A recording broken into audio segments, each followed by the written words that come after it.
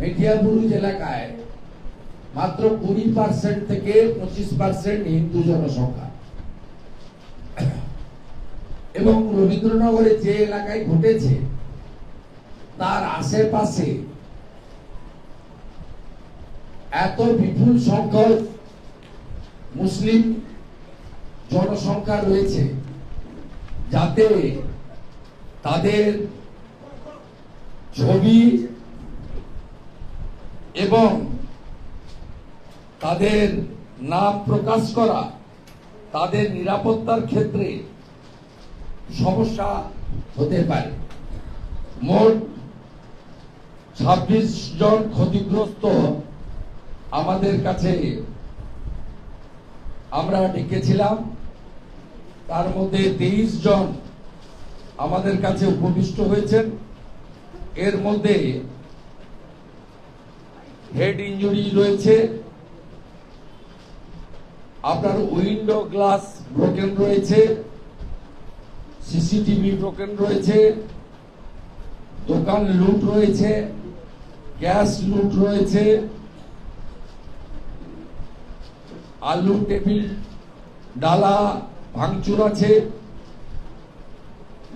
এইভাবে মোট 26 জন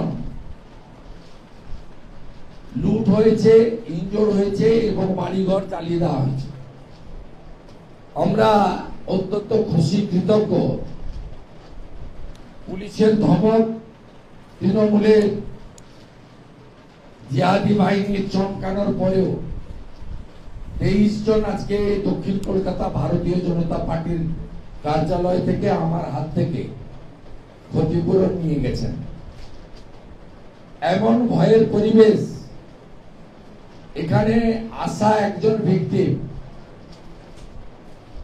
সেখানে ফোনে ধমক পেয়ে এখান থেকে চলে যেতে বাধ্য হয়েছেন। পালিয়ে যাওয়া বলবো না, মানে চাপ দিয়ে চলে যেতে বাধ্য হয়েছে। তার মানে বুঝতে পারছেন হীরা জাকির যে কথা বলেছিল ডন পত্রিকার সাংবাদিকের সামনে বেশ কিছুদিন আগে, ইয়া ভি এক মিনি পাকিস্তান হ্যায়, এটা প্রমাণিত হচ্ছে যে যেখানে হিন্দু জনসংখ্যা কম সেখানে রাজ্য পুলিশ এবং পশ্চিমবঙ্গের মমতা বন্দ্যোপাধ্যায়ের প্রশাসন নিরাপত্তা দিতে ব্যর্থ। একদিকে ধারা 163 করে আটকে দেওয়া হচ্ছে জনপ্রতিনিধিদের, প্রতিনিধি এবং বিরোধী দলের লোকেদের সামাজিক এবং নানা সেবামূলক প্রতিষ্ঠানকে যারা রিলিফ ওয়ার্ক করতে চান, আর অন্যদিকে ওখানে ত্রাসের পরিবেশ করা হয়েছে। একজন ভিকটিম যিনি আমার হাত থেকে ক্ষতিপূরণ নিলেন, তিনি আমাকে বললেন আজকে যাকে ট্রান্সফার করা হয়েছে গতকালের অর্ডার ডেটে 13/5 13/6 ডেটে, সেই মাননীয় মুকুল মিয়া, মানে মাথায় অশোক স্তম্ভ, মুখে ঘাস ফুলের ব্যাচ, তিনি ফোন করে ক্ষতিপূরণের তালিকা চেয়েছিলেন। আমি আমার এই গরিব হিন্দু ভাই বোনেদেরকে যারা আর্থিকভাবে দরিদ্র, মন থেকে ধনী, তাদেরকে হ্যাটসঅপ দেব। তারা বলে দিয়েছে হরগোবিন্দ দাস, চন্দন দাসের পরিবারের মতো যে পশ্চিম বাংলার যে পুলিশ আমাদের সুরক্ষা দিতে পারে না, সেই পুলিশ আর শাসক দলের কাছ থেকে আমরা ক্ষতিপূরণ নেব না। তাই তালিকা তাদের দেয়নি, আমাদেরকে দিয়েছিল। আমরা 26 জনকে প্রাথমিকভাবে আইডেন্টিফাই করে তাদের মধ্যে 23 জনের হাতে ক্ষতিপূরণের অর্থ তুলে দিয়েছি। আমরা তাদেরকে বলেছি আপনাদের যে পরিস্থিতি, আপনাদের কোথাও মুখ খুলতে হবে না,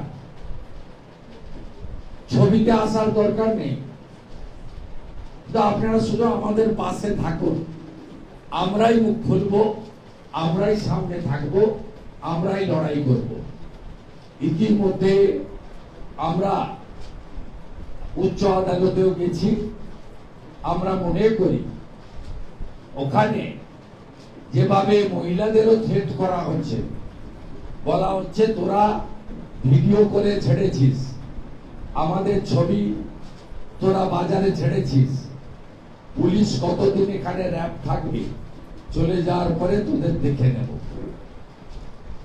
এবং যে ভয়ের পরিবেশ তৈরি আছে ওখানে, তাতে ওখানে ধুলিয়ান শামশেরগঞ্জের মতো ব্যাপকভাবে প্যারামিলিটারি ফোর্সের ক্যাম্প এবং রুট মার্চের প্রাথমিকভাবে দরকার আছে বলে আমরা মনে করি।